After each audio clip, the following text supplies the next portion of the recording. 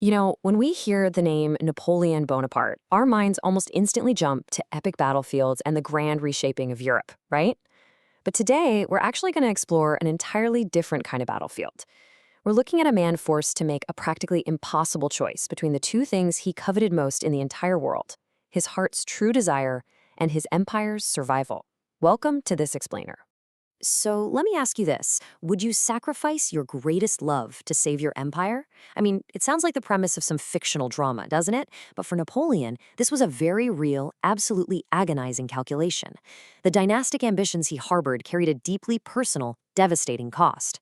Imagine for a second holding literally all the power in the world, yet feeling completely powerless over your own legacy. Let's dive right in and explore exactly how that impossible dilemma played out. Section 1. The Ultimate Imperial Sacrifice. Okay, let's dive into this. We're starting our story at the absolute height of Napoleon's power. Looking at this iconic coronation moment, you can just see it: Napoleon and his first love, Josephine, reaching the absolute pinnacle of Europe together. I mean, they had survived poverty, crazy political turmoil, and brutal military campaigns side by side. But hovering over this magnificent triumph was a really dark cloud: the terrifying reality that Josephine could not provide him with an heir.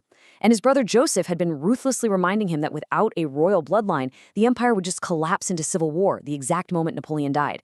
So the very thing that cemented his power was about to totally tear his marriage apart. Which brings us to Section 2, a heartbreaking divorce. And this brings us to a really grim turning point in December of 1809. Napoleon finally succumbed to the harsh truth that a biological heir was a strategic necessity. The evening of December 15th was, well, it was nothing short of dramatic. The emperor and empress were just having coffee after dinner when Napoleon finally broke the news. He basically told her this painful sacrifice was necessary for the sake of France. Josephine shrieked and completely collapsed onto the carpet in a dead faint. But the story doesn't actually end there. As the palace prefect, de Beausset, hurried in to carry her away, she quietly whispered this really surprising quote: "You are squeezing me too hard," which, of course, reveals she hadn't completely lost consciousness after all. Now, what's really interesting about this slide is how we can break down the chaotic, almost unglamorous physical reality of that tragic night. Just think about the ruler of all of Europe awkwardly participating in this incredibly clumsy maneuver. Dupousset and Napoleon actually had to physically lift the weeping empress from the carpet. Napoleon had to hold a lamp and open doors while Dupousset carried her legs, carefully navigating down these narrow, dark, twisting stairs, all while trying desperately to avoid tripping over Napoleon's sword. It just strips away all that imperial majesty, doesn't it? It leaves behind just a messy, completely heartbreaking human moment. And the aftermath was honestly equally shattering. After officially dissolving the marriage, Napoleon, the man whose mere nod dictated the fate of millions across the continent, he just withdrew completely. He isolated himself at the Trianon Palace for 3 full days. He flat out refused to see his ministers, completely neglected state affairs, and was reported to be constantly weeping. He wrote letters to Josephine filled with profound grief, begging her not to let sorrow overcome her. The great conqueror was brought entirely to his knees by a broken heart. Moving on to Section 3, the strategic Austrian bride. But as you know, the machinery of an empire couldn't just pause for grief. Napoleon quickly had to transition to a highly calculated political maneuver to secure that desperately needed legacy. And there is just such a stark contrast between these two eras of his life. On one side, we have Josephine, this passionate, deeply loyal love who'd been with him since he was just a young, totally unknown officer. But she couldn't give him an heir. And then on the other side, we have Marie-Louise, an Archduchess of Austria. She represented cold, hard strategic necessity. Coming from one of the most ancient royal houses in Europe, a marriage to her would legitimize Napoleon's self-made empire and, absolutely crucially, provide the royal womb he required. Yet, despite the deeply political, almost clinical nature of this arrangement, I always find it fascinating that Napoleon became incredibly eager, almost giddy, really. The Austrian court had spent weeks planning an incredibly strict, highly formalized meeting protocol, but Napoleon, he just threw it all right out the window.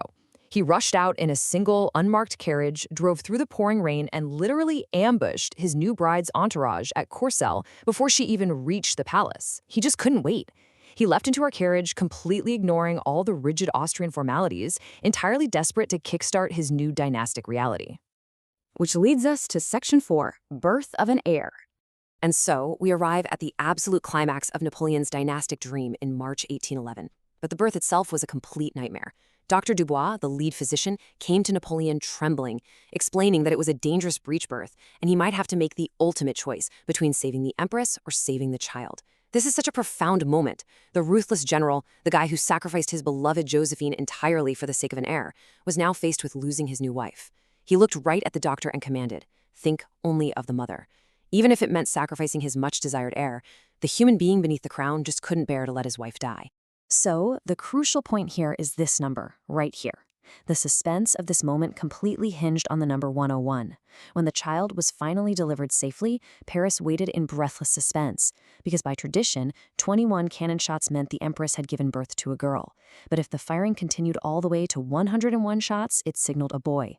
Imagine the absolute silence over Paris as the cannons fired, 19, 20, 21, and then the 22nd shot thundered across the city.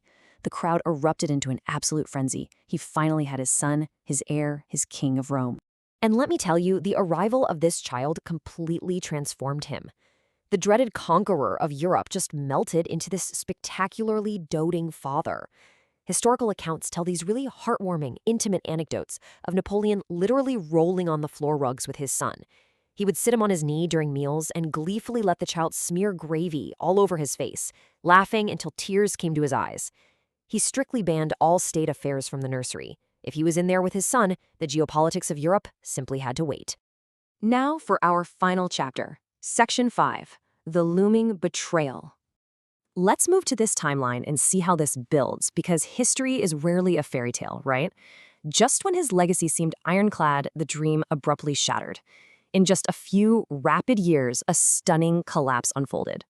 In 1811, he experiences the joyous birth of his heir. He's literally on top of the world. But just 1 year later, in 1812, he suffers an absolutely catastrophic military disaster in Russia.